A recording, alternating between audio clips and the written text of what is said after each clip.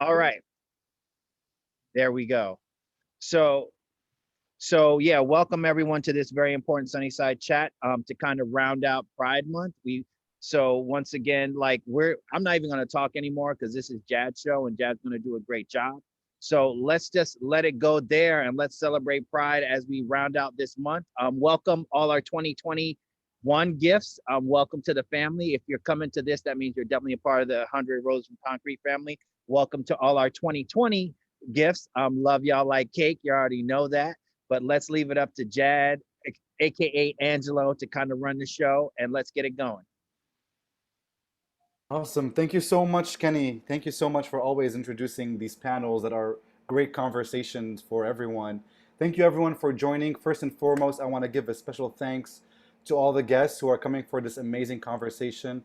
Thank you, Kenny, for giving us the space, for allowing equal opportunity for people from different backgrounds to have a chance to voice out, their experiences in the professional world. I want to give a special shout out to Kristen Collins for initiating the idea for this event and co-organizing.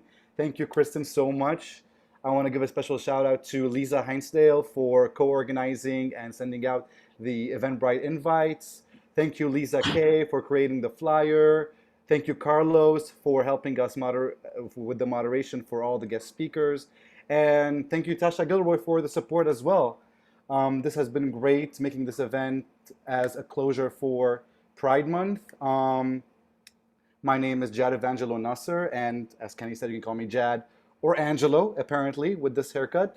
I have been part of 100 Roses from Concrete, during the beginning stages, even when we created Growth Initiative with the team, and it's been amazing. It is an utmost privilege to be part of this community of professionals of color in the industry where we support each other and share our experiences. And I've been working in advertising on a global level on an account and strategy part with McCann, BBDO, Wonderman Thompson, and TBWA. And I'm also an educator in media and communications and diversity and inclusion at Post University. And I'm happy to be your moderator this evening on this panel. But enough about me. I want to introduce our amazing panel of wonderful people. I will say, though, I have to apologize. One of the panelists had to not be on last minute, Ray Azan, due to a medical emergency that he had to undergo this morning. So he won't be able to join us, but he's with us in heart.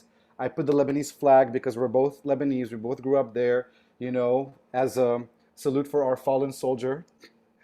But it would have been great to have him here with us. But without further ado, I want to welcome our three amazing, wonderful people for this panel. First and foremost, I want to welcome a very special leading lady in the industry. She is a book-obsessed beauty and culture writer. She currently works as a staff writer at New York Magazine's The Strategist, where she covers beauty, lifestyle, and books.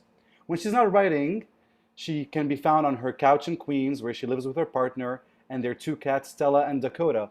Everybody, please welcome Tembi Denton Hurst. Tembi, tell us how you feel today. I feel really good. I'm super excited. Hi, everybody. Bye. Some great.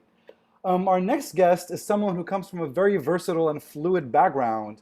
Currently, as a senior art director at Arizent, he is the co-chair of the LGBTQ plus ERG group there. He has worked in the music industry with Sony Music as an art director, also from a higher ed background as well, working at Columbia University Teachers College as a designer, and also in sports with NBA, and working with artists such as Joseph Stapleton. Everybody, please welcome Nick Perkins. Nick, tell us a little bit about your interesting, fluid professional life.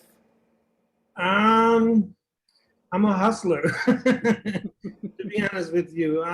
Started out early on in the 80s and kind of seen every iteration of what this industry can and can't do. So it's very interesting to see where we are in this time and place. And I'm honored to be here to share my experience and knowledge over the past few years. Amazing. Thank you so much, Nick. Thank Really you. hot today. I have to say that. I want to be the first to say it's really hot today. It is. Well, it's a hot growth summer. That's what it is. That's what we're calling our current trending program, Hot Growth Summer. So that's why you feel the heat. It's not the weather, it's us. It's Oh, definitely all of us together. Our third guest is someone who I recently got to know is a wonderful, wonderful young man with a very mature and refined soul. He has been working for over 6 years within the industry in marketing, communications, influencer marketing, paid content creation, digital and traditional, but he specializes mostly in strategy. And he has been on the NYC Pride team for a little over 4 months as a communications manager. Everybody, please welcome Mr. Chaz Taylor.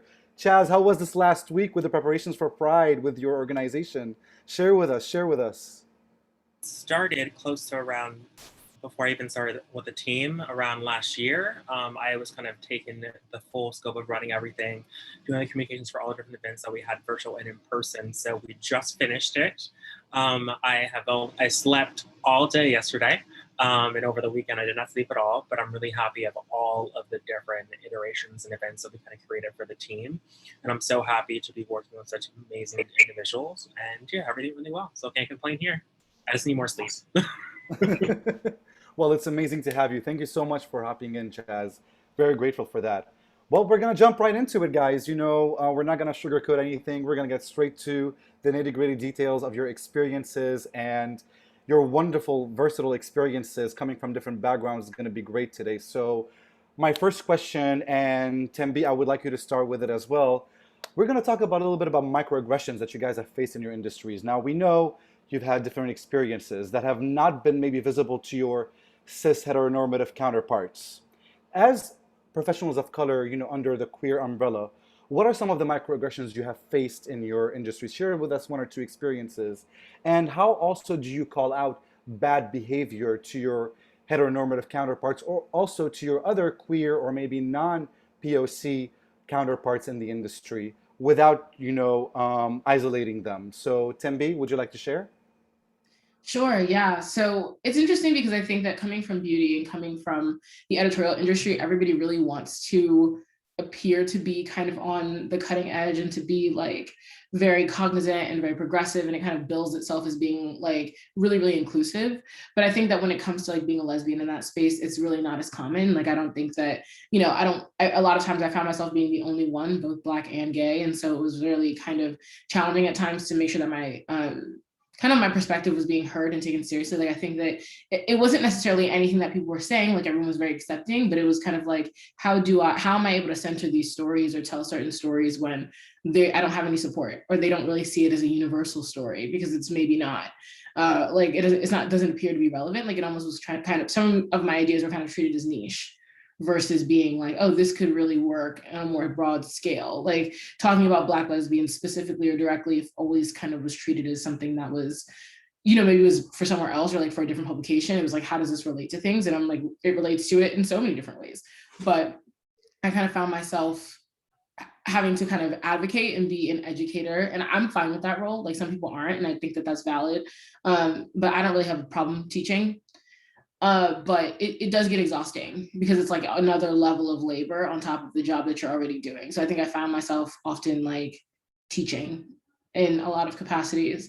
And I think that can get tiring. And I think it like leads to just like faster burnout in a work environment where other people are allowed to like grow and ask for help. And it's like in addition to trying to like be good at my job, I almost have to like also hold the line for diversity in my workplace, whether that's as a Black woman or as a queer woman, like any of that. So that's definitely challenging. And I think the microaggressions are less coming from individual people saying things that are really kind of out of pocket or off color, and more just like the system wasn't set up to be inclusive for people who look and love like me. And so therefore it's like I'm constantly trying to fight for more inclusivity, fight for more representation, and like leave it better than I found it for the people who hopefully come after me. Absolutely. And you mentioned something very important regarding, burnout of constant education to people, which you don't mind, but also, sometimes it gets really tiring, which, Chaz, I would love you to, hop in and, tell us about your experience of like what you had to educate people given the microaggressions that you had to go through, especially being young, and very much advanced in your career. So please share with us, some of your points. Yeah, I've always used a lot of, to some of my professional group have always underestimated me. I I grew up in Princeton, New Jersey. I'm also biracial. I'm Puerto Rican and Black. And I came out playing football when I was around 14. And I never let it stop me as I'm varsity all throughout my years there. And I kind of I really had an iteration of really wanted to work in marketing communications when I was around 15. So prior to working at NYC Pride, I ran a whole social media consultancy for 2 years. And then I was in corporate luxury real estate doing developments for Water Astoria to like a lot of other big developments. And a lot of times I was the only brown person there. And all the other men, I call it the heavy breathers room. It was mostly white men, straight white men, cis white men wearing these very ill-fitted suits. And I kind of had to tell them what social media analytics was. And sometimes they didn't take me seriously. So I basically always wore I call it one of my 4 power suits of various different colors. And I'll go in and like, okay, so this is what we're gonna be doing for. And I would intentionally be not aggressive, but very clear with them.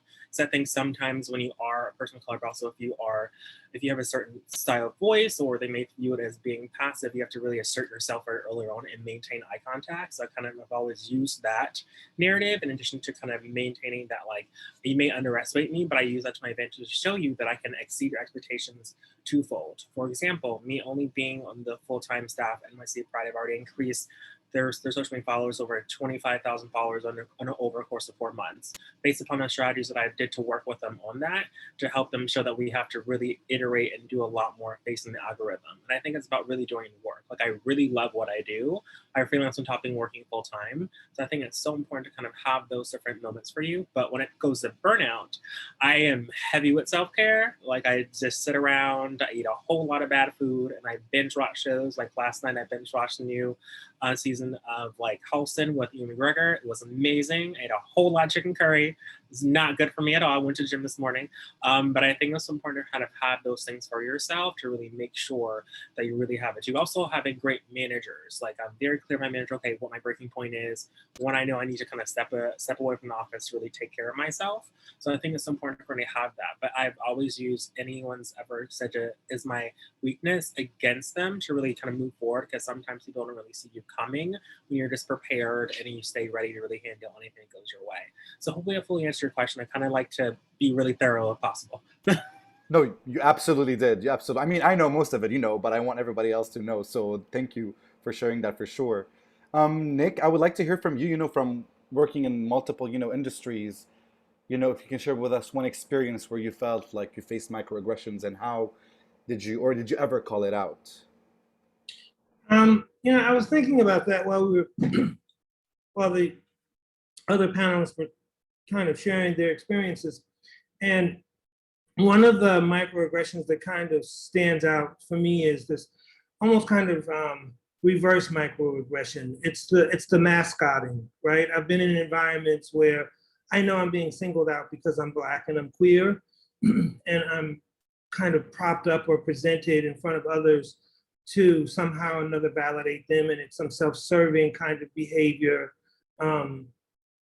You're going to hear me say quite often the term performative. I find in a lot of spaces, a lot of that kind of embrace of diversity and equity and fairness is because they have to. And somehow or another, it gives them some kind of corporate cred that is on the back of me. And, sometimes I have to educate, but, like, just like there's the angry Black woman, there's the angry Black queer, right? Like, so the angry Black gay man, you say something, the angry Black lesbian, whatever, you say something, and from that moment on, it's forever, they walk on eggshells around you. Microaggression is exhausting because there's this period of negotiating, right? You've got to negotiate and assess the environment, who you're dealing with, and what are the long-term effects of calling them out, right? Sometimes it's better to leave environments because it's not going to get any better. I also find that microaggression, when it comes to intersectionality, I find more microaggression a lot of times by my white queer counterparts than anyone else. There are certain conversations that I'm not included on that I should be included on, but when it gets to things that are more in the vernacular and the, girlfriend and all of that, like, I've never been one to kind of abide by that. And, you know, I'll check someone really fast, like, do you talk that way, you know, to so-and-so, or do you talk that way? And I address that accordingly. But then you become another kind of other when you do that. So, you know, microaggression is extremely exhausting. You know, it's really important to have a good network of people that when you experience that, being able to kind of let that off and let it go. The worst thing to do is keep letting it mount and carry it. And then more microaggressions happen. And I've worked in all kinds of industries. And I'll say the least amount of homophobia that I encountered was at the NBA of all places, you know. And maybe the hardest place was at Columbia University, because you can't tell a professor anything, they know everything, right? So, you know, like the worst thing to do is to tell somebody something or bring insight to somebody when they don't know or they absolutely believe that's not who they are. But I don't feel like it's always my responsibility to educate. You know, like I'm there to do a job most days, and I'm just there to do that job. And I'm really not interested in educating you. Maybe the extent of my education is just to like stay out of my way. I set boundaries and establish those. But yeah, you'll hear me say a lot about, you know, that and this performative thing. I find a lot of it is performative today. And that's something that needs to really be addressed. The authenticity of real DEI really needs to be uncovered. I'm going to leave it there. Absolutely, definitely.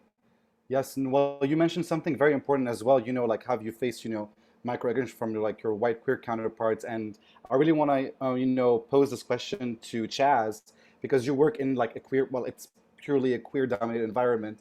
And there's a lot of people of queer people of color who work with you in NYC Pride.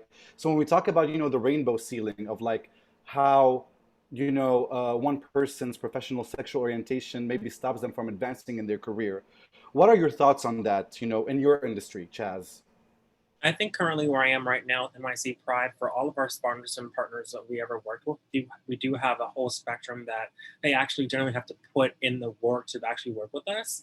We actually just ended a few partnerships with a few corporate sponsors because of we found that they were actually donating to anti-LGBTQI plus different organizations and kind of running people within politics in that facet. So I really have a conversation with brands when we kind of go through and they want to put on their digital benefits on our social media channels or doing email marketing that way. I have a clear line communication at like, okay, what you want to post is in line what we want to talk about this season, because this past season was based upon the fights continues and really highlighting a lot more of the queer BIPOC folks within our community. And I was very clear when I was interviewing for the show. I was like, I'm not here for any performance, use my language bullshit. I came from that space. I don't have time for it.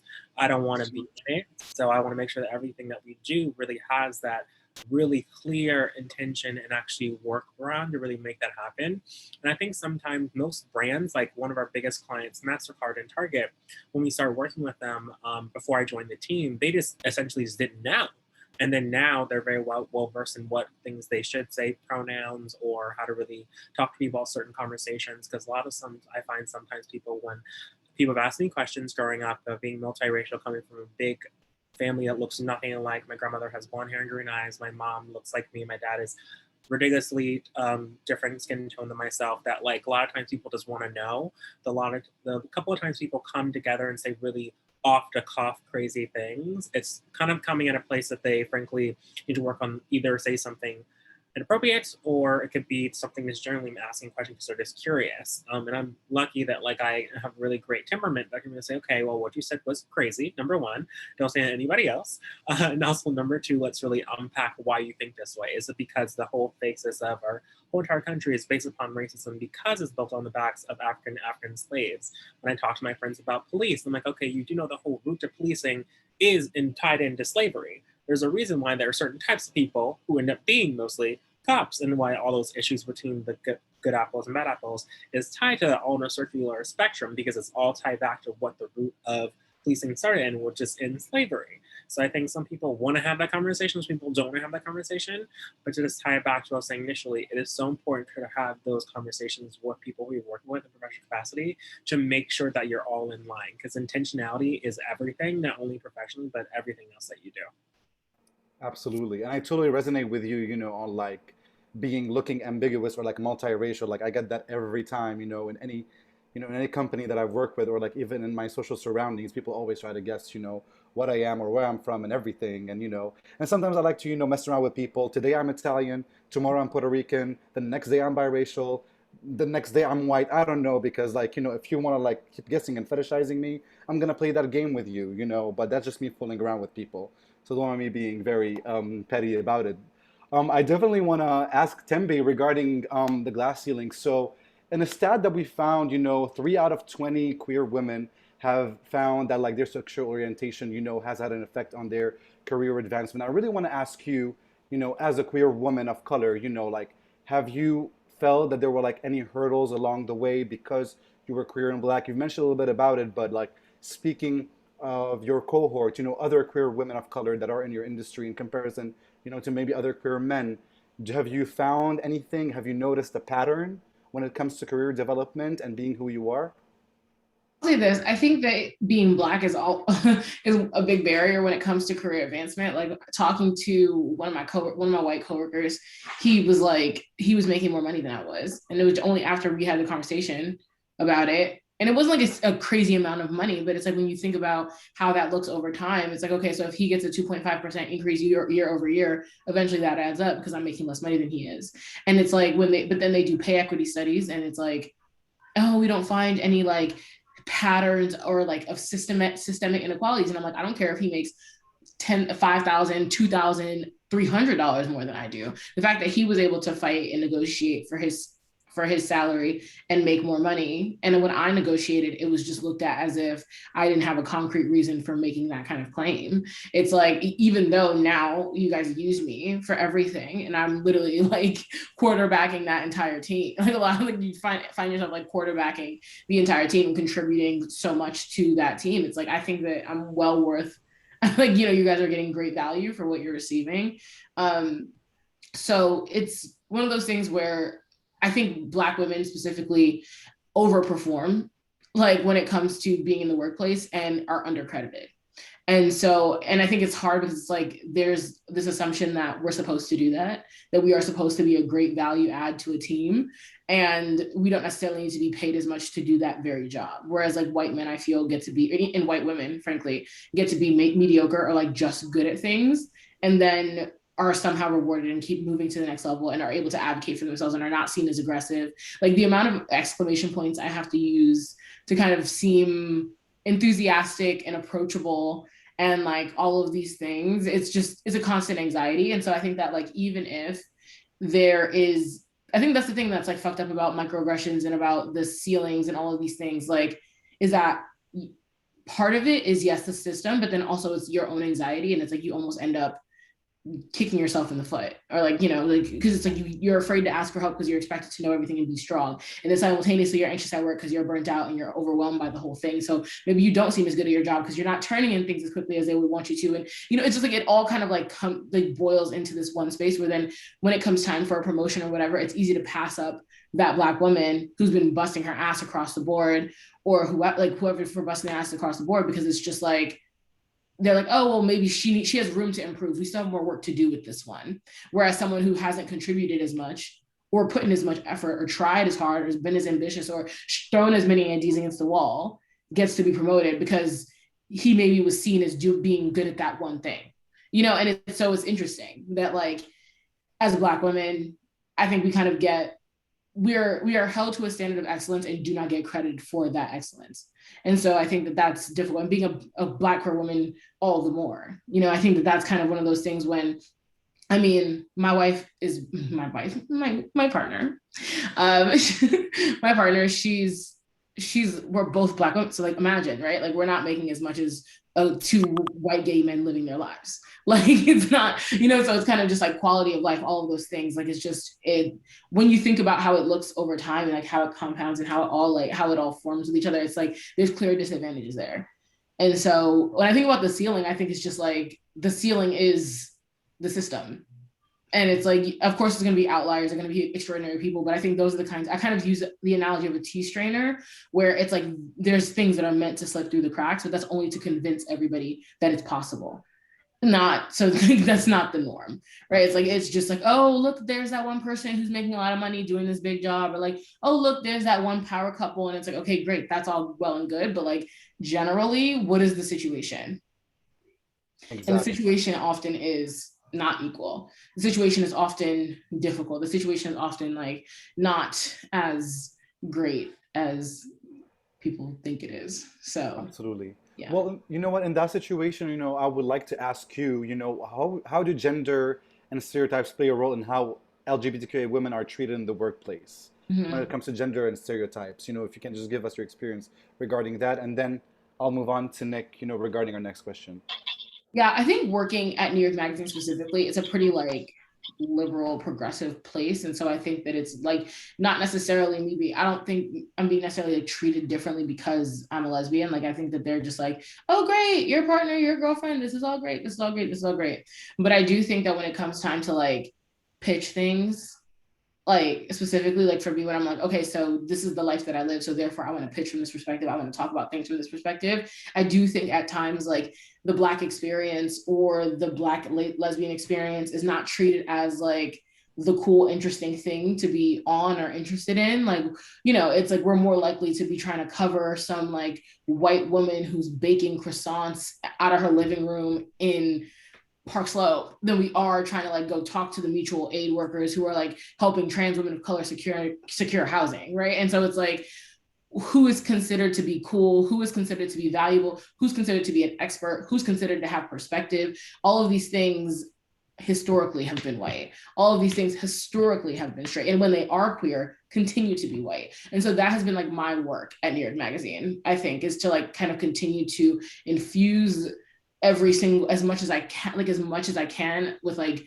Black LGBT people, like Mhm. just pushing them on everybody from, oh, like we're doing cool people things, whatever. I'm like, your stories, like, let's try to get more Black dermatologists for this piece. We're gonna go Right. get more Black cool people for this piece. Like when I source for a story, I'm trying my best to reach out to most of my sources are Black. Most Hmm. of my sources are people of color. Most of my like Definitely. I am just very inclusive in that way Hmm. automatically because I'm like, this is the only way that these voices get heard is if like I actually take up the mantle and then go out and say, you know, Hmm. let's do Absolutely. this. And I mean, I have the full support of my company. Like everyone's very great about it, but it's just like I think on sometimes there's this like paralysis that white people have, where it's like because I'm not of this community or because I'm not of this whatever, I then can't do anything about it or I can't like make an effort. Like I think that there's this almost like we don't know what to do. We don't want to be offensive. So it's like there's no one has ideas, but then everybody has ideas for the general things, or everybody has ideas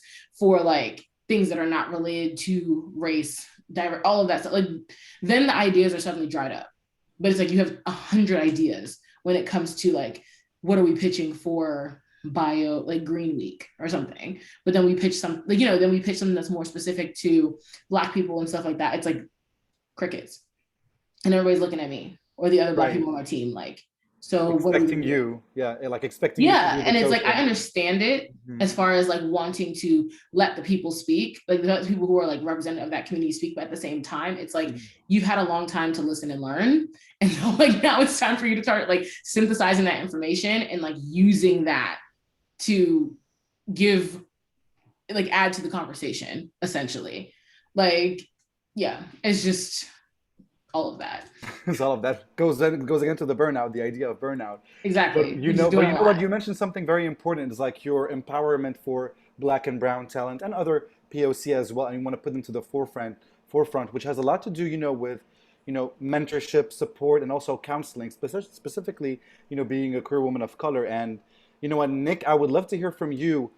Um, because working in multiple, industries, and being for a long time, working as a professional, the idea of being open at work, from what you have seen specifically, from younger folks or folks who have been new to their sexuality, how do you think the idea of mentorship, support, and counseling, bouncing off, Tim B's point, how do you think these three things are important for those who are not out due to being uncomfortable with their sexuality at work? Have you ever had, someone that you've mentored before? I want to hear from you, regarding the idea of openness and how do we counsel and sponsor, someone under that category in the workspace. I tend to mentor. I mentor a lot. I have pretty large staff that works with designers and art directors that work under me that quite a few of them are queer or identify as queer. And I mentor those that identify as such. And, it is a catch-22 if somebody's not out and they feel uncomfortable with being out, It's interesting, the corporate equity index for the HRC, the survey, they had 46% of LGBTQ workers don't identify or do not divulge their sexual identity at work. So it's a very difficult thing. But I'm more interested in ERGs. ERGs really, I think, is a really powerful way that corporations can kind of allow queer folks and folks of color and women to self-govern and have these inclusive organizations within the company. And I firmly believe that any company that's receiving corporate welfare, which is what I call it, some people call it tax incentives, I call it corporate welfare, they need to have those programs in play. It should be a requirement that they should have those things if they're going to receive some kind of subsidy from the government. Then it is partly the government's responsibility to make sure that historically underserved groups have the same amount of equity and have the same footing that others do. Now, when it comes to the mentoring, you can mentor, but so much. There are a lot of places outside of the work environment that I think that growth and development needs to come first. It needs to come from a community outside of that. It's really, to me, personally, I don't necessarily always think it is the company's responsibility to help an employee come out. But what they can do is create safe spaces where they feel like that. I tend to believe that those that are not going to come out at work are not going to come out at work until there are things in play that make them feel more comfortable. I've rarely met people who are outside of work that are not out at work, So I do want to speak for a minute to what Tembe was talking about, though, about advancement and being a person of color. And I think it's harder to advance simply because you're a person of color than it is to be queer. I very often think, particularly we work in creative spaces, so it's a lot more accepting in that area. But it is that old adage that we have to work twice as hard to receive half as much as everyone else, and I don't think that's improved much. I think that I've been very lucky. I've advanced a lot within the companies that I've worked with. I'm very, very vocal about what I know, and I have to self-promote very often. I think what's exhausting sometimes is when you don't get an advancement or you don't get a certain project, it's not knowing whether or not you're queer, you're black, like you don't know which one to pick from to know. Or maybe it's just because you're not the person that's qualified for that. But not being able to have that equal playing field to simply think that by my own worth and value and by my own skill sets is why I get things or don't get things, but somehow or another, race, gender, orientation, all of these things have to play a role in that in itself is unfair. So, I think our white counterparts, our cis white counterparts come into work and they don't have to make those considerations, right? But we have to negotiate and battle through those things in our own head, and we really don't know because the person on the other side of that doesn't necessarily divulge the reasons why you didn't get a specific project. And there's also a series for advancement. In most corporations, there's a series of networking that happens. I don't go to the same places that you go. I don't watch the same shows you watch. I don't have the same likes that you have. And the moment that you're identified as an other, it makes it very hard for you to kind of keep moving forward because they don't want to trust an other to run. I run a department, but it took a long time, and you'd be amazed at how many people were started from a place of distrust, and I had to prove that I could run that department with an exhausting amount of hurdles that I had to go through, and even at this point in time in my career and the experience that I've had. So it's interesting to see, but you don't know why, those things are. I generally leave it to race. I really do. It tends to be that, the conversations, the questions, the compliments, and it's just, it's a very exhausting and difficult thing to negotiate through sometimes. Absolutely. Well, with that being said, we require, like a lot of support from that. And sometimes, I know like as LGBTQ folks, we support each other, we're having our communities and everything, but, you know, people need support from everybody, like sometimes you support, from people who are not necessarily like you, so you can feel like, you can be comfortable in that space. So, Chaz, with that I being, want to say this though. Allies is a very funny thing though. mm, Allies is, like I'm a little older and I'm a little wiser when it comes to allies. And for me, it's like, fuck mm, allies. Like, I don't need you to really like support me and just get out of my way, right? Because with allies, it always boils down to oh, sooner or later, there's this quid pro quo, right? I support you, I stand by you, therefore you need to do certain things. I don't want to have to negotiate through that at work, right? I shouldn't have to negotiate that.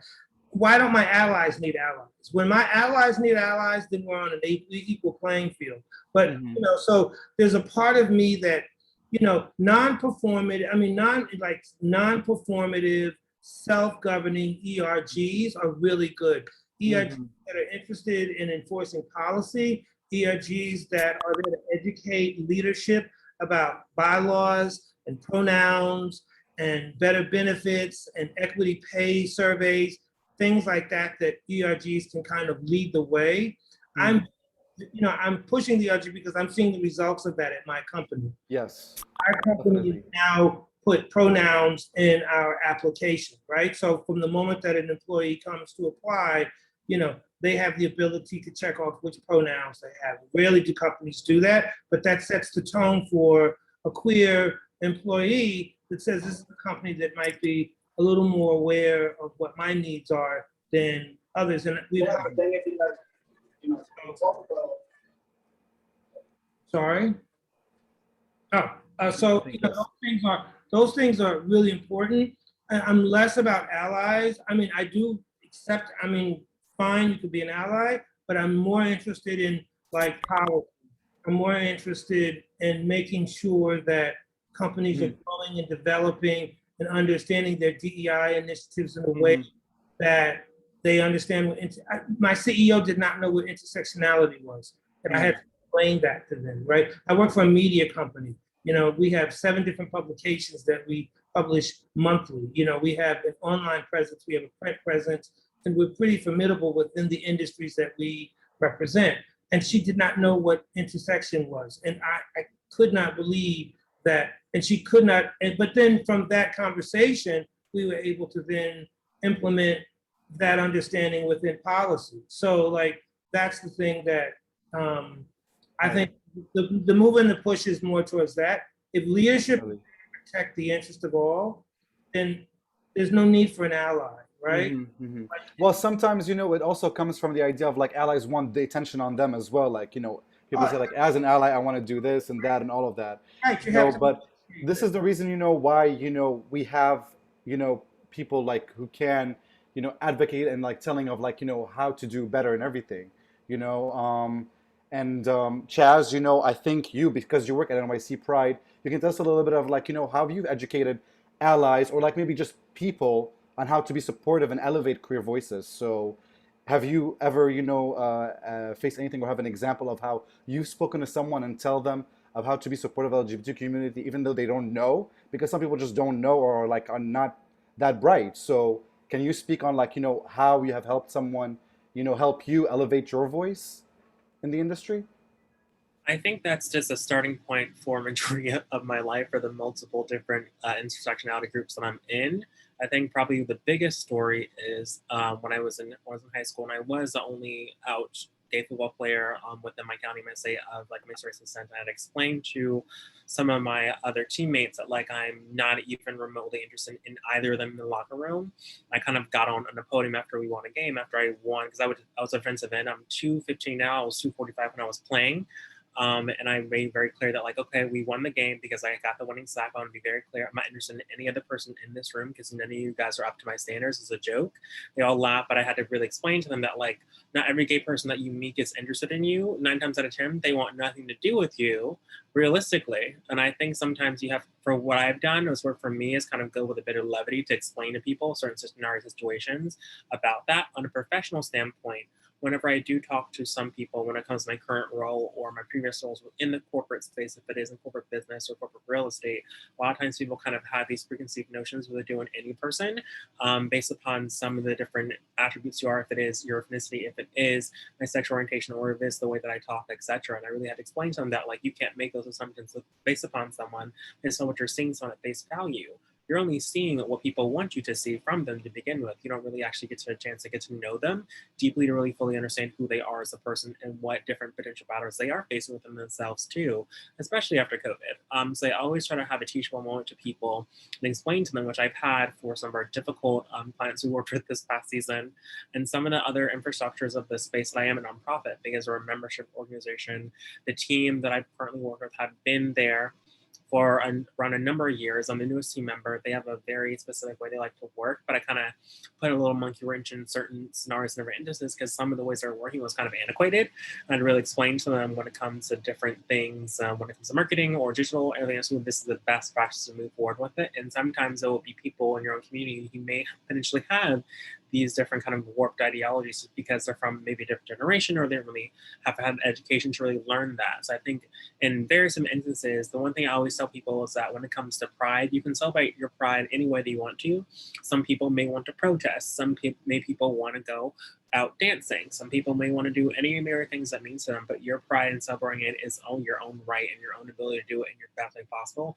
Just don't knock other people's really portrayal what the pride means to them. And one thing that I've been kind of changing the narrative with NYC Pride is they're kind of always focusing on that it is so much more of a corporate sponsorship kind of like parade and stuff in the past, which it has been, but over the time I've been with them and over the past 2 years, we're really focusing on only working with different corporations and different people who generally, frankly, give a shit, who really want to actually do the work when it comes to it and actually put in the time and effort and stability as well too. And not everyone has a temperament to really work with some of the people, kind of explain that to them. I don't see myself as an educator, kind of really call it when I see it and say, okay, what you just did to me, what you just said to me, you just mansplained to me, or you just kind of basically talk down to me in a certain scenario because of my age or because of whatever I'm doing and when it comes to job seeking, etc. I've only had to check one person in the current role who was a seasonal who basically talked out of turn to me, frankly, kind of crazy. And it's reminding him that I'm a manager at this company and that we all work together. But ultimately, you just have to really have those conversations immediately. In my current role, my previous predecessor, there was no map for me. I created everything from daily, weekly, monthly, yearly responsibilities for myself. And I asked a bunch of questions, which I still do today because there are so many intersectionalities when you're doing virtual events versus doing live in-person events. This year is no other year we've ever felt before. So events won't be the same. So I think you kind of have to come from a place of just being humble and asking questions. And like, I'm a reformed perfectionist. I used to think, oh, I can't ask questions because I already have these issues against me because like if I'm in the corporate space, I am the only mixed person of color and gay person of color. I can't ask these questions. I need to know because they have me do this job. I'm like, no, if I don't know it, I will literally have walked over to my manager multiple times. Okay, so what do you mean by that, Slack? What do you mean by this? Please explain to me this. I want you to walk me through A, B, C, and D. So I don't have to ask you a second time. And he was like, oh, you were very comfortable. I was like, no, I really don't give a shit. I rather look dumb the first time, ask you all the questions I need to solve the problem. So in a year from now or 6 months down the line, when we're doing the same issue and problem, I don't have to refer back to you because I already have the notes within it as well too. I think sometimes people are really afraid to ask those questions because of different intersectionalities that we all may be facing on this wall. But it is so imperative to be like, okay, I need to learn this, so I need to ask these questions to do it. When it comes to allies, I've always learned by just doing the job. I don't really focus on the inner office drama. I don't really do any of that too. I've never been a person who's in the cliques in general in my life. So everyone in this call could definitely see there are different cliques and different office settings who are big or small. So I kind of tend to avoid all of that and talk to everyone, say hi, kiki, but don't really get too personal unless like I'm become like actually generally friends with that person and work closely together. I think you sometimes do kind of have to kind of keep that barrier up as well too in professional setting. But that is my soapbox moment of the evening. Well, you mentioned the most important thing is like actually doing the work and not talking the talk, but actually walking the walk. which brings us to our last point regarding that with rainbow capitalism, of how companies now, not just allies, but companies, like, instead of doing the whole rainbow unicorn, butterflies and papillon and all that bullshit, what work are you actually doing? So Tembe and Nick, I would like to hear from you guys, what companies should actually be doing. Because we're over the rainbow flag, we're over the unicorn, flagging on their logos and everything. What companies should be doing to empower the community and make this an equal space? This is, Oh. go ahead. Kimberly. I was just gonna say that pay Black women, honestly, like just pay people more. Like realistically, a lot of times it comes down to money. It comes down to access. It comes down to power. And so realistically, and I think that the power also shouldn't be performative. Like I shouldn't be giving so many. Like I shouldn't be like a writer and also your D&I strategist if I'm not getting paid for both things. So realistically, it's like paying people what they're worth, paying people for their labor, and really giving people the opportunity to do what they're best at and giving them the support. I think what also tends to happen is like when people of color, Black people, queer people are sometimes they're put in positions that they're actually not ready to be in or don't have the support, or even if it's not a readiness thing, like don't have the support to be in, so they inevitably fail. And so it's like, and then it becomes this like cyclical thing of, oh, I wasn't good enough to do this thing, but it's like, oh, actually, you were afraid to ask the questions because you have so much anxiety about, I'm already being looked at a certain way, I'm already being perceived this way, I'm supposed to already know this, and I'm supposed to be already do, and so it's like, there just needs to be more support. There needs to be more resources. There needs to be, and so it's like, it shouldn't be every Pride Month we turn our thing rainbow. Like nobody cares about that. It really should just be like, how are we recruiting? How are we being thoughtful? How are we actually really shifting our conversations around requirements? Mm-hmm. Like when it comes to things like college degrees, when it comes to various certifications, when it comes to all these different things, it's like, how does that include or exclude various groups of people? What are you guys doing? Where are you looking? Like what job fairs are you guys really gonna be at?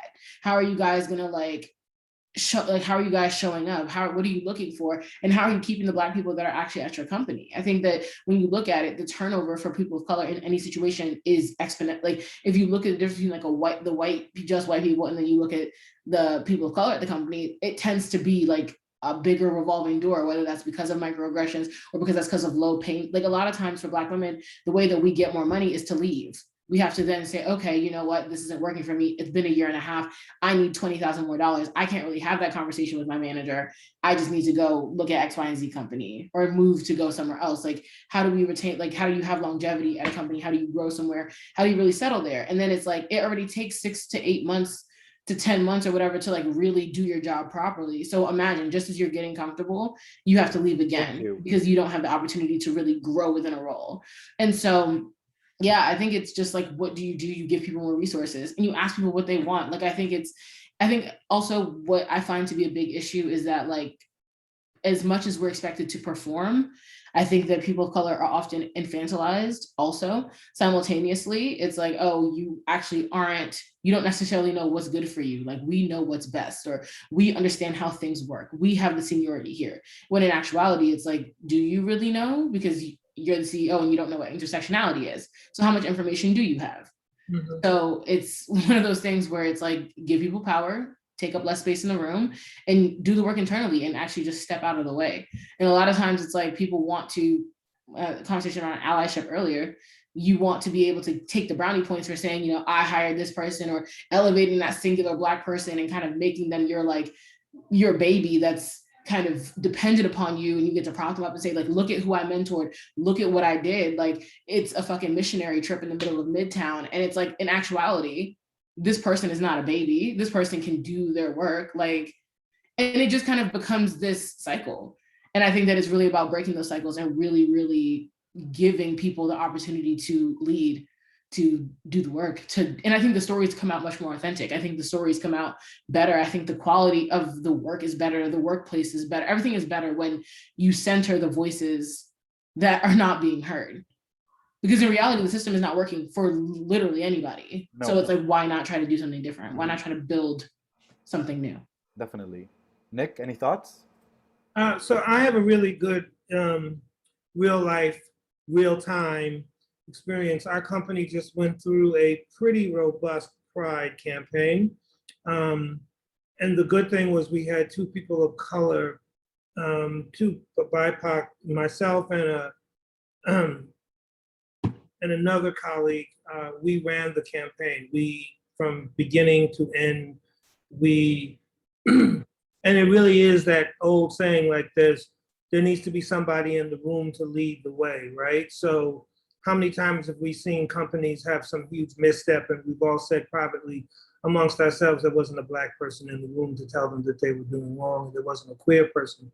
So some of the things that we were able to do was not make promises that they were not able to keep, not make statements that of things that they did not do. So they were very concerned about getting it right, and it was a rather successful campaign in that. And from the first statement on and throughout the entire month, the very first statement was what they were going to do beyond Pride, and that was the conversation through our campaign, beyond Pride. Like the good news is that a lot of companies now are being held to this rainbow capitalism, right? Like they are very much aware that it's not in their best interest to jump on the Pride bandwagon and then leave, right? It's like that old Paris is burning. God help you, you know how the children are, right? So, they will get you if you don't, we will come for you if you do not have a real program and if you are performative, right? So a lot of these companies are thinking beyond Pride. A lot of these companies are doing things beyond the time, this section or a piece of time for 30 days, right? So some of the things that need to happen is, are they closing the queer leadership gap? Are there more, people in leadership within their companies? Are they writing inclusive language within their bylaws? Are they looking at discrimination policy throughout the course of the year? Are they building communities with internal communities that kind of have these things? Is there a larger voice for people of color? Is there a larger queer voice? Is there a larger voice for women? And those assessments need to be made. And if you're not making those, then to some degree, you really don't have rights to be talking about Pride. And you need to take a step back and do some evaluation and do the work before you put that forward. So thank God we did the work beforehand. We had a really good initiative throughout the course of the year with queer topics that we write about. I work for a media company and we write, so we publish a lot of things. We publish a lot of reports, a lot of articles, and a lot of it was queer related. So we were able to cumulatively collect all of that and then offer it up for the month, and then beyond the month for anybody who needs those resources. So we've now become a resource center for queer-related things within the industries that we represent. So those things were promised in this month, and it will continue on. And I and a few others will govern through that and make sure it happens. So that's the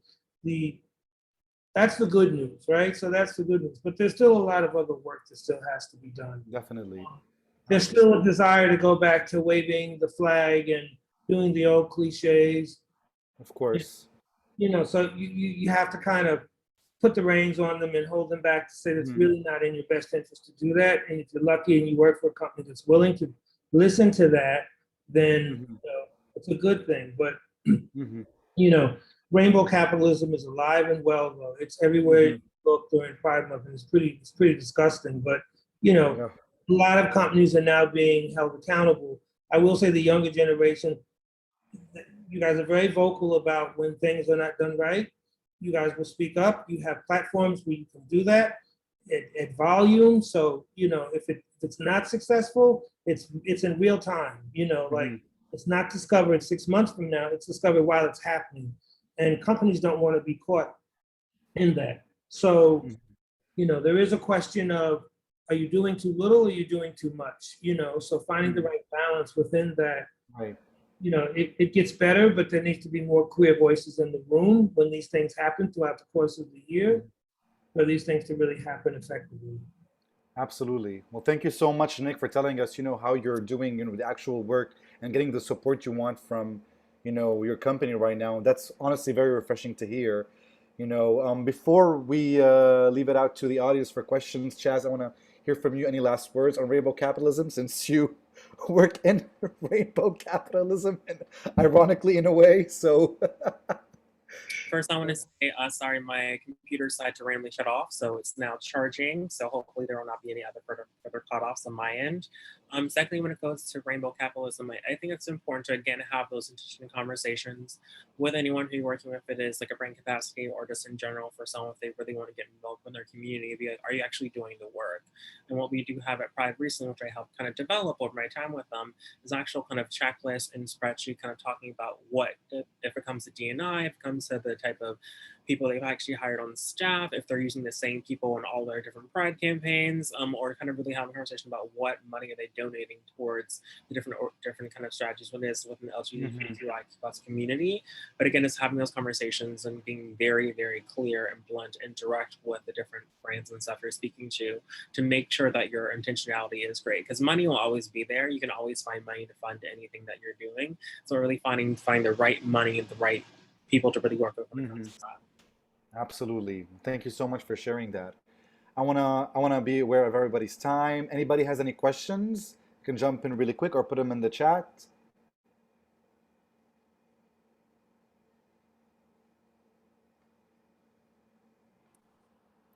All right. Well, you guys, I just want to say that this has been really, really, really wonderful. Like, you've all shared wonderful gems, sharing your different experiences. Really, like, Nick, what you're doing right now with Arizent is amazing. Like, it's refreshing to hear, the actual work that's being done, the idea of mentorship and support that you're bringing specific to younger generation is something that we all need to hear, specifically for the young folks.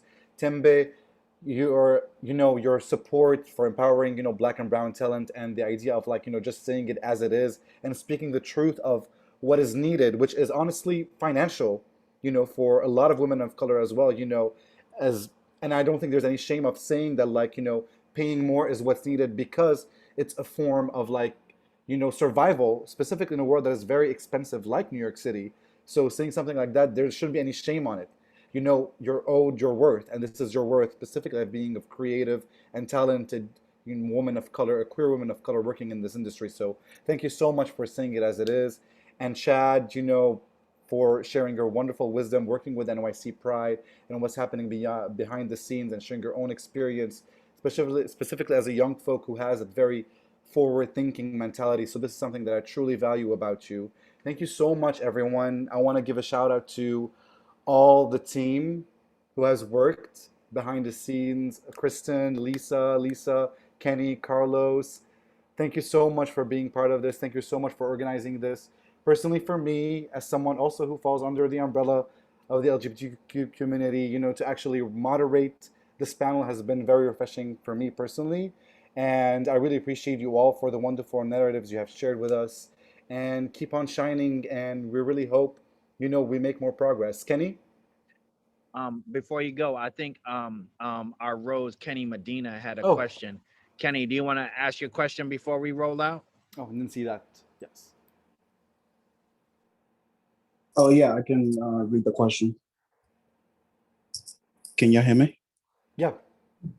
Yep. So yeah, so basically my question is, because we spoke about white privilege in the LGBT community, and I wanted to know what's the best way to address a business owners who is part of the LGBTQA community about the white privilege, because basically the short way that I can some of my experience working for him was he was very toxic.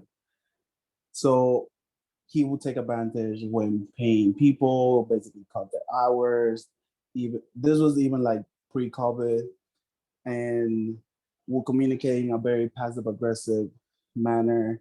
And he he will actually like talk behind people's back, like say comments about other workers to me. Like I guess he was very comfortable with me, but I felt like I didn't know how exactly to have that conversation.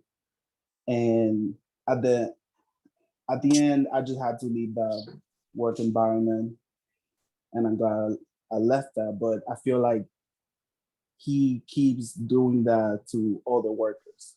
And the case being a friend of mine.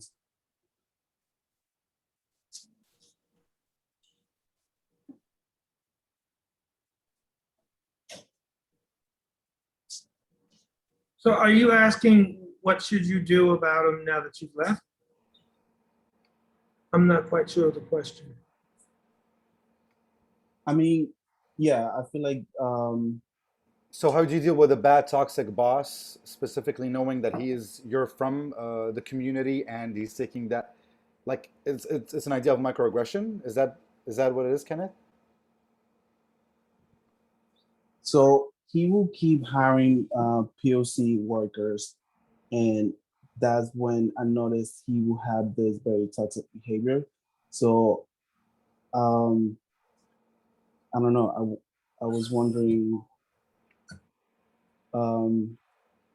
like, is there a certain way to have that conversation with a person who is at that level? I guess, yeah. I mean, part of the key is documentation and reporting. Mm-hmm. You know, like if you're not there now, then I don't know how much you can do.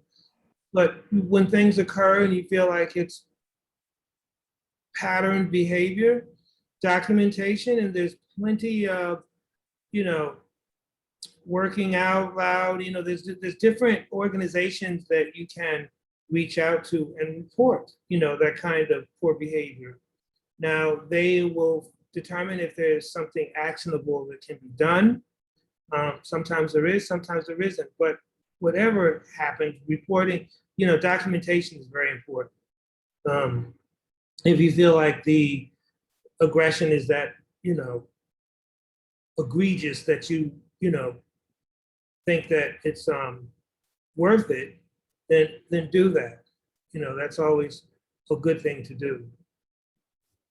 Thank you. You said this is Also, the owner sorry. of the company. I'm assuming this is a small business, correct? Yes.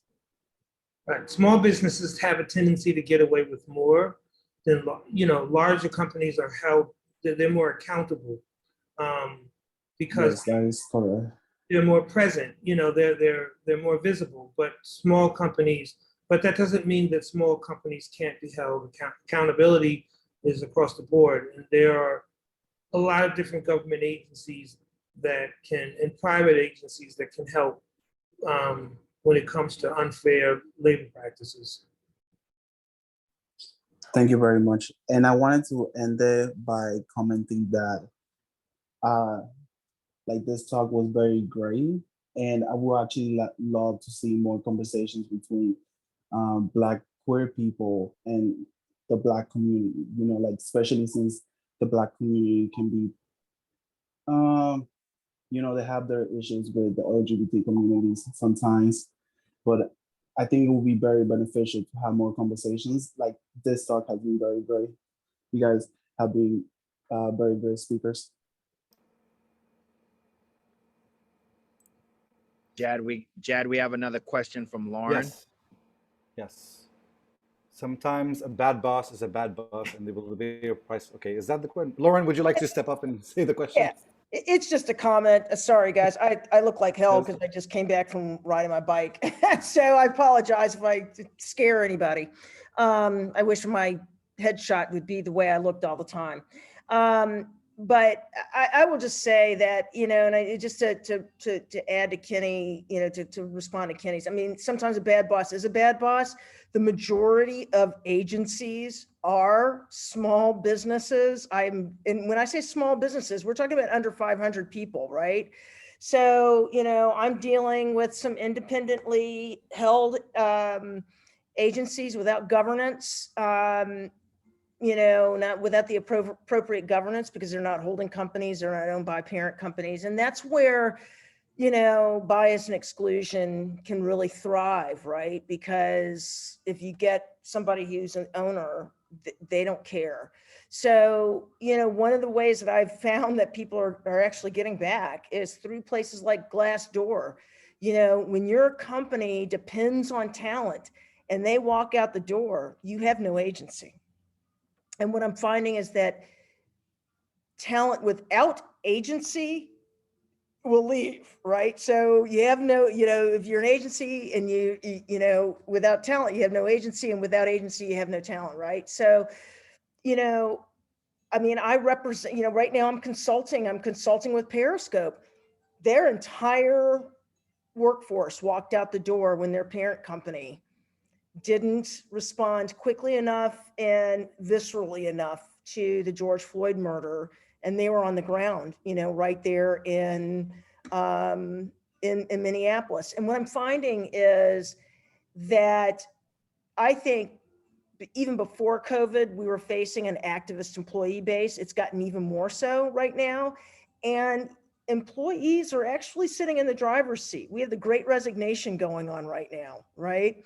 And with the Great Resignation, there's the opportunity for great hires.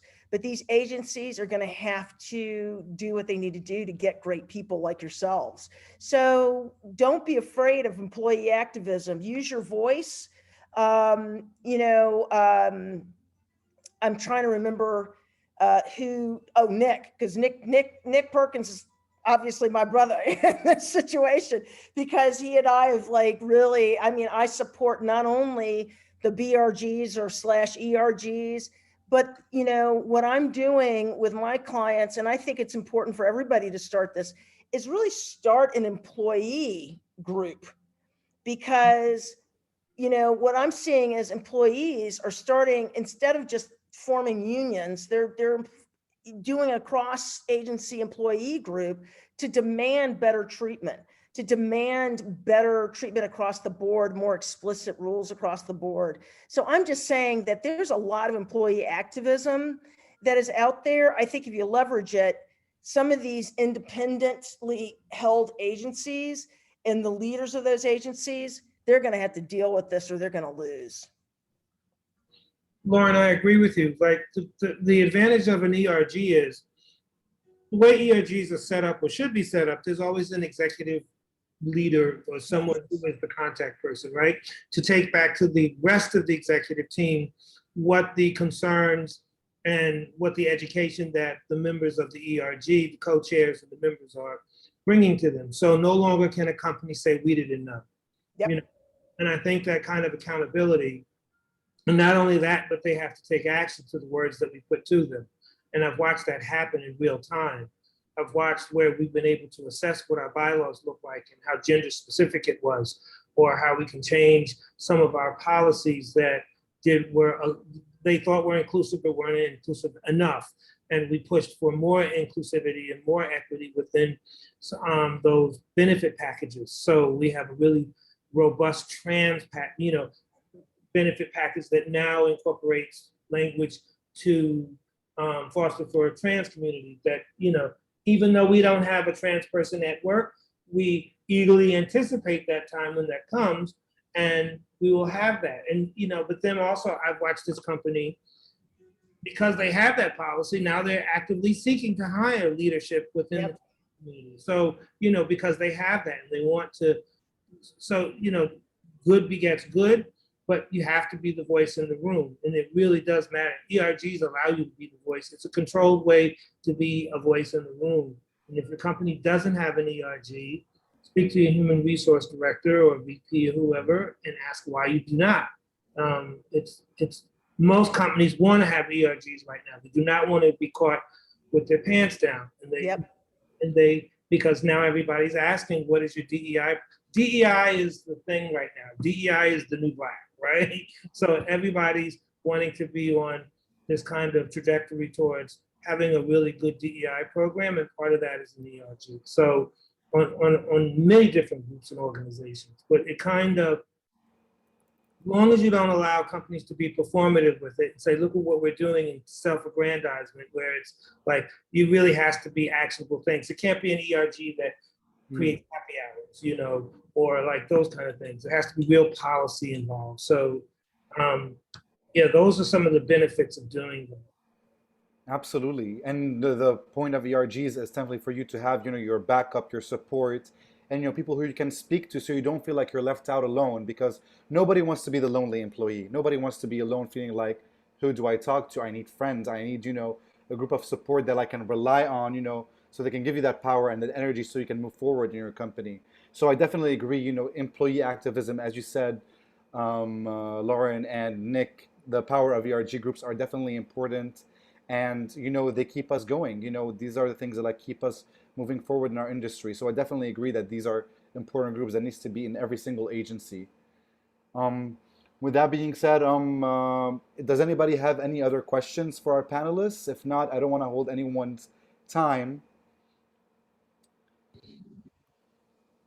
If not, you Cool. guys, thank you so much. Kenny, I'm gonna leave it to you. Yeah, so I'd definitely like to thank our panelists and let them go. I just want to talk to all the roses and all our gifts just really, really quick. So thank you, panelists. We appreciate y'all so much. This was incredible. Thank you. I just want to talk to, yeah. Okay, All right. I'll sign out now. All right, I'm leaving. Have a good night, everyone. Have a good night. Have a good night, Thank everyone. you so Thank much. you.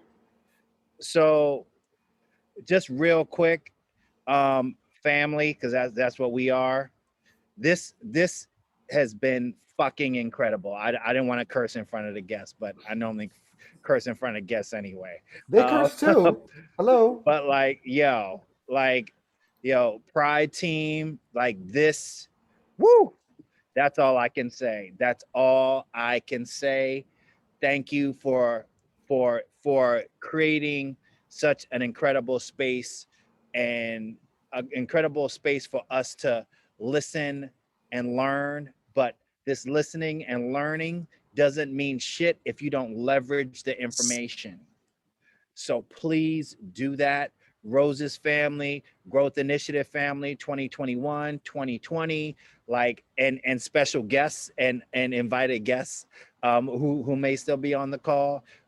Please take this information and leverage it. Please, please, please do that. But once again, I just want to personally thank the Pride team.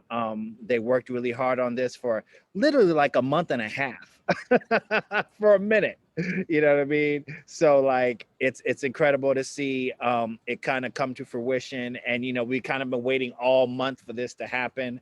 But this is absolutely incredible. So everybody have a good night. Thank y'all for pulling up as usual. Love y'all like cake. Some of y'all I'll see tomorrow.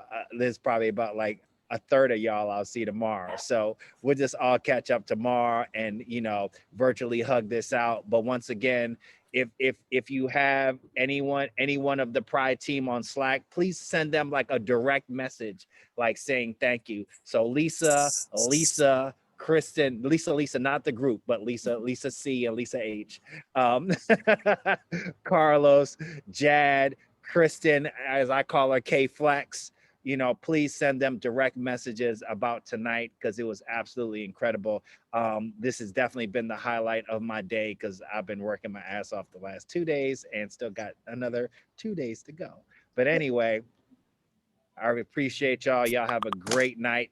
Oh, toast. If you have some, toast to them. Toast to them tonight, please. Toast to them tonight if you can, please. I don't care if it's Tuesday. Well, I'm at the beach, so I don't give a shit. But anyway. Come on. Yeah, thank y'all. Thank y'all so very much, y'all. Have a good night. Appreciate y'all. Have a good night, Thank you. everyone. Peace. Good night.